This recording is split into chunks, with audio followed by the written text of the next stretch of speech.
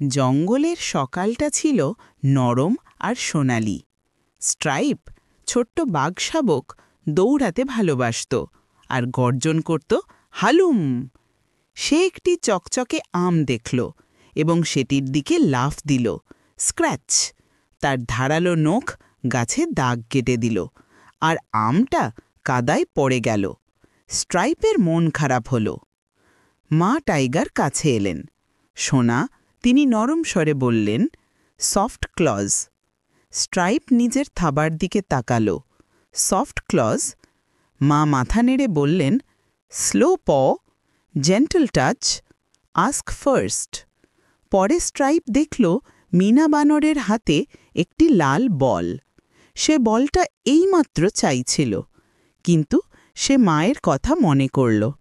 সে শ্বাস নিল এবং জিজ্ঞেস করল, may I have a turn please? Meena হাসল এবং তারা একসাথে খেলল। তারপর সে দেখল একটি ছোট পাখি লতায় জড়িয়ে গেছে।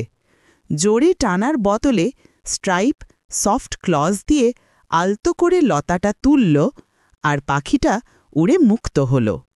স্ট্রাইপ একটি বড় শিক্ষা পেল। সে বলিষ্ঠ হতে পারে, আবার নরম স্নিগ্ধ।